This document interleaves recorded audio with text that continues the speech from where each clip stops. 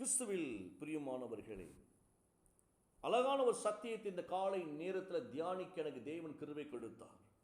Mark சுவிசேஷம் 11ஆம் அதிகாரம் 24ஆம் வசனத்தை வாசிக்கின்ற பொழுது, ஆதலால் நீங்கள் ஜெபம் பண்ணும் பொழுது எவைகளை கேட்டுக்கொள்வீர்களோ அவைகளை எல்லாம் நீங்கள் பெற்றுக்கொள்வோம் என்று விசுவாசியுங்கள், அப்பொழுது அவைகள் உங்களுக்கு உண்டாகும் என்று நான் சொல்லுகிறேன். இயேசு ரொம்ப அழகாய் சொல்லுகிறாருங்க. உங்களுக்கு நான் சொல்லுகிறேன். யாருக்கு சொல்றாரா? நமக்கு தாங்க. உங்களுக்கு நான் சொல்லுகிறேன், நீங்கள் இறைவனிடம் வேண்டுகின்ற பொழுது எவற்றையெல்லாம் கேட்பீர்களோ அவற்றை பெற்றுவிட்டீர்கள் என்று நீங்கள் நம்புங்கள். நீங்கள் கேட்டபடியே நடக்கும், நீங்கள் விசுவாசித்தபடியே நடக்கும். நீங்கள் தேவ சமூகத்தில் எந்த காரியத்தை கொண்டு வந்து நிற்கிறீர்களோ அந்த காரியங்களை கர்த்தர் வாய்க்க பண்ணுகிறவராகவே இருக்கிறார். ரொம்ப அழகான ஒரு சத்தியத்தை ஆண்டவர் கற்றுக் கொடுத்தாருங்க. நீங்கள் ஜெபம் பண்ணும் பொழுது இந்த வார்த்தையை மட்டும் மைண்ட்ல எடுத்துக்கொள்ளுங்க. நீங்கள் ஜெபிக்கின்ற பொழுது அந்த காரியத்தை குறித்து கொஞ்ச நேரம் தியானிக்க போகிறோங்க. ஏன்னா ஜெபத்திற்கு பதில் வரும் என்ற நம்பிக்கையோடு தான் நம் தேவ சமூகத்தில் காத்திருக்கிறோம். அநேக நேரங்கள் நம்முடைய ஜெபம் கேட்கப்படாமல் இருக்கிறது என்கிற ஒரு சந்தேகம் நமக்கு இருக்கிறது. நான் ஜெபிக்கத்தான் செய்கிறேன், ஆனாலும் கூட எனக்கு இந்த வாய்ப்பு நடக்கலையே, இந்த காரியம் நடக்கலையே, வேற வழியில விட்டுட்டம் ஆண்டோடைய கரத்துல. நம்ம நிறைய நேரம் என்ன சொல்லுவோம் தெரியுமா? அப்படியே ஜெபத்துல போராடி போராடி போராடி ஒரு காலகட்டத்தில் ஒரு முடிவு பண்ணிடுவோம். இனி இது நடந்தா என்ன, நடக்காட்டா என்ன அப்படின்னு முடிவு பண்ணி நமக்கு நம்ம திருப்தியாகி கொள்வதற்கு என்ன சொல்லுவோம் தெரியுமா? ஆண்டோடைய கரத்துல விட்டுட்டோம் பிரதர், அவர் பார்த்து கொள்ளட்டும், என்ன செய்ய பிரதர், நம்மளால என்ன முடியும் என்று சொல்லி நம்ம ஜெபித்த ஜெபத்திற்கு எல்லாம் எதிராக ஒரு சிந்தையை உள்ளே வைத்து அதையும் ஆண்டவர் மேல தூக்கி வச்சிருவோம். நல்லா கவனிங்க இந்த வார்த்தையை. அந்த வேதம் ரொம்ப அழகாய் சொல்லுகிறது, ரொம்ப அழகாய் சொல்லுகிறது. நீங்கள் பெற்றுக்கொள்ளுவீர்கள், நீங்கள் பெற்றுக்கொள்ளுவீர்கள். எவைகளெல்லாம் தேவ சமூகத்தில் வைத்து தேவனை நம்பி நீங்கள் கேட்கிறீர்களோ அவர்களுக்கு கிடைத்தது என்று சொல்லி ஆண்டவருக்கு நன்றி செலுத்துங்கள். நீங்கள் நிச்சயமாய் பெற்றுக்கொள்ளுவீர்கள். இந்த வார்த்தை ரொம்ப அழகா இருக்கிறதுங்க. பெற்றுக்கொள்வோம், பெற்றுக்கொண்டேன், பெற்றுக்கொள்வோம், பெற்றுக்கொண்டேன். முதலாவது பெற்றுக்கொள்வோம் என்கிற நம்பிக்கை. இரண்டாவது உடனே முடிவெடுங்கள், நான் பெற்றுக்கொண்டேன் இயேசுவின் நாமத்தினாலே, என் ஆண்டவர் எனக்கு தந்து விட்டார் ஐயா என்று நீங்கள் அந்த ஜெபத்திலே உங்கள் நம்பிக்கையை வையுங்கள். உங்களுக்கு அது அப்படியே நடக்கும். இதுல ஒரு 3-4 காரியங்களை வேகமா நான் சொல்ல போறேன் சுருக்கமாய். ஏன்னா இயேசு கிறிஸ்து தான் இந்த ஜெபத்தை கற்றுக் கொடுக்கிறார். இயேசு தான் இப்படி ஜெபிக்க சொல்லிக் கொடுக்கிறார். நீங்கள் கேளுங்கள், உங்களுக்கு கொடுக்கப்படும். விசுவாசித்து கேளுங்கள், உங்களுக்கு நிச்சயமாய் நடக்கும். ஜெபம் பண்ணுகிற பொழுது எவைகளை கேட்டாலுங்க, என்ன கேளுங்க. ஏன்னா நீங்கள் கேட்கிற அனைத்தும் தேவனுக்கு சித்தமானதுதான். நீங்கள் கேட்கிற அனைத்தும் தேவனுக்கு பிரியமானதுதான். என்ன கொள்ளடிக்கவா நம்ம கேட்க போறோம்? இல்ல களவாங்க கேட்க போறோமா? இல்ல அடுத்தவன் சொத்தை கேட்க போறோமா? இல்லையே.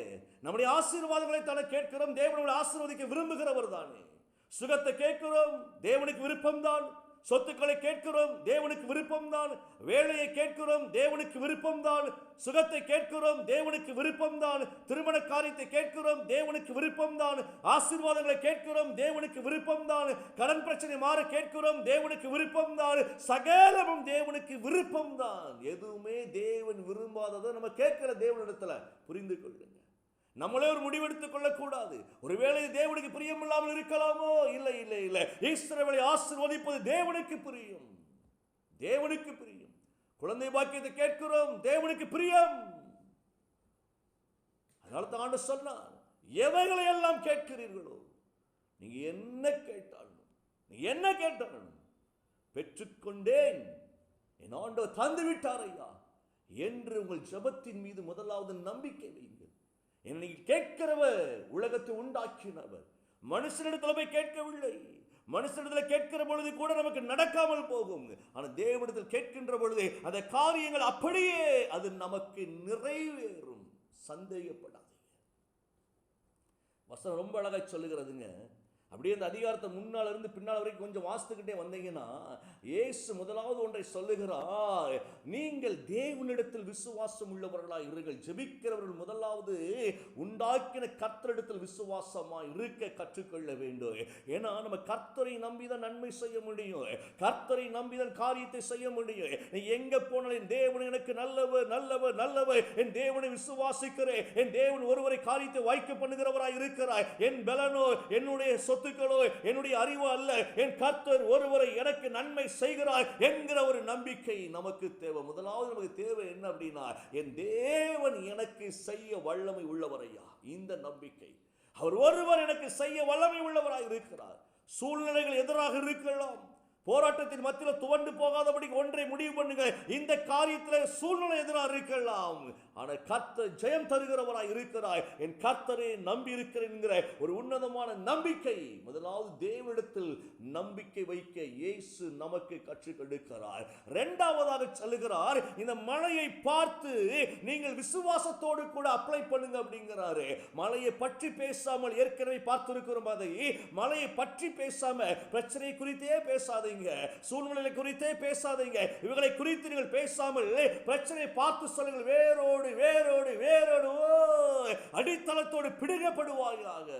இந்த வார்த்தை ரொம்ப அழகா இருக்கு. நம்ம எப்படி ஜெபிக்கிறோம், ஜெபிக்கின்ற பொழுது ஆண்டவரே உம்மை விசுவாசிக்கிறேன், உம்முடைய விசுவாசித்து உம்முடைய வார்த்தையை எடுத்து நான் பேசுகிறேன் ஆண்டவரே, இயேசுவின் நாமத்தில் மழை பெயர்ந்து போவதாக, இந்த வியாதி பெயர்ந்து போவதாக, அது கிருமிகள் எல்லாம் வேரோடு அழிக்கப்படுவதாக. வார்த்தை பாருங்க. அந்த நம்பிக்கையோடு கூட ஜெபிக்க தேவன் சொல்லுகிறார். நீ பேசு, மழையை பார்த்து, பிரச்சனையை பார்த்து மைண்ட்ல பேசுங்க. இயேசுவின் நாமத்தில் பிரச்சனை எனக்குரியதல்ல, பேசுங்க, மைண்ட்ல பேசு, இயேசுவின் நாமத்தில் வெளியேறுவாயாக. அப்படி என்று சந்தேகப்படாமல் சொல்லணும். மூணாவது பாயிண்ட், சந்தேகப்படாமல். ஒன்னாவது கர்த்தர் மேல் நம்பிக்கை, இரண்டாவது பார்த்து, மூன்றாவது சந்தேகப்படாமல் அப்ளை பண்ணணும். ஒரு டாக்டர்கிட்ட போறோம், பல லட்சங்கள் பில்லு போட்டாலும் சந்தேகப்படாம தான் பணத்தை கொடுக்கிறோம். எப்படியாவது சுகமாயிரும். இந்த டாக்டர் கை தேர்ந்தவர், கைராசிக்காரர், ஸ்பெஷலிஸ்ட் அப்படின்னு சொல்லி பணத்தை செலவு செய்தாலும் ஒரு நம்பிக்கையோடு கூட செலவு செய்யற, நம்ம குணமாயிருவோம் அப்படின்னு. ஆனா தேவனை பாருங்களேன், அந்த நம்பிக்கையை தேவனிடத்தில் வைக்க தேவன் விரும்புகிறார். என் கர்த்தர் எனக்கு யாவையும் செய்ய வல்லமை உள்ளவர். நான் பேசுற இயேசுவின் நாமத்தில் வியாதி நிர்மூலமாவதாக, தடைகள் நிர்மூலமாவதாக, இப்படிப்பட்ட மலை போன்ற பிரச்சனைகள் இல்லாமல் போவதாக. அதை பார்த்து சந்தேகப்படாமல் பேசுகிற அனுபவம் மூன்றாவது காரியம். நான்காவது ஆண்டு ரொம்ப அழகாய் சொல்லுகிறார், ஐயா நீ ஜெபிக்க வருகிற பொழுது எல்லாரையும் மன்னிச்சிரு அப்படிங்கிறார். இது ரொம்ப முக்கியமானது. நம்ம விசுவாச தேவ சமூகத்தில் வருகிற பொழுது நமக்கு எதிரான ஜனங்கள் எந்த காரியத்தை செய்திருந்தாலும் அவர்களை மன்னிச்சிரு, மன்னித்து விடு என்று சொல்லி இந்த 4 காரியங்களை முன்வைக்கிறார் ஆண்டவர். நீங்க கவலைப்படாதீங்க, நீங்கள் ஜெபிக்கின்ற பொழுது மைண்ட்ல வைத்துக் கொள்ளுங்க. கர்த்தர் மேல் நம்பிக்கை, சந்தேகப்படாமல் பேசக்கூடிய ஒரு காரியம், பார்த்து பேசணும். நான்காவதாக மன்னிக்கணும். கண்களை மூடுவோமா? ஜபத்துக்குள்ள இவ்வளவு விஷயம் உள்ள உட்கார்ந்துருக்கு. நான் சுருக்கமாக சொல்லியிருக்கிறேன். உங்கள் வாழ்க்கையில் தேவன் கற்றுக் கொடுத்த இந்த அதிசயங்கள், இந்த அற்புதங்களை நீங்கள் பெற்றுக்கொள்ளும்படியாய் ஒரு நிமிஷம் எல்லாரும் ஒப்புக்கொள்ளுங்கள். பிதாவே, ஆண்டவரே, ஜெபிக்க எங்களை கற்றுக் கொடுத்திருக்கிறீர்கள் ஆண்டவர். நாங்கள் விசுவாசித்து ஜெபிக்கிறோம் ஆண்டவரே, பெற்றுக்கொண்டோம் என்று விசுவாசித்து ஜெபிக்கிறோம். இன்றைக்கு எங்கள் வாழ்க்கையில் இந்த ஆண்டவரை குணாதிசயங்களை நாங்கள் உள்வைத்து ஜெபிக்கிறோம் ஐயா. உங்க மேல நம்பிக்கை வைக்கிறோம் ஆண்டவரே, சந்தேகப்படாமல் ஆண்டவர் பிரச்சனையை பார்த்து பேசுகிறோம் ஆண்டவரே, மன்னித்து ஜெபிக்கிறோம் ஆண்டவரே. இயேசுவின் நாமத்தினாலே எங்களுக்கு நீர் அற்புதங்களை செய்கிறவர் அல்லவோ, நீ செய்வதற்காய் நன்றி. நாங்கள் பெற்றுக்கொண்டோம் என்று சொல்லி விசுவாசித்து உமக்கு ஸ்தோத்திரங்களை நாங்கள் ஏறெடுக்கிறோம் நல்ல பிதாவே. ஆமேன், ஆமேன், ஆமேன்.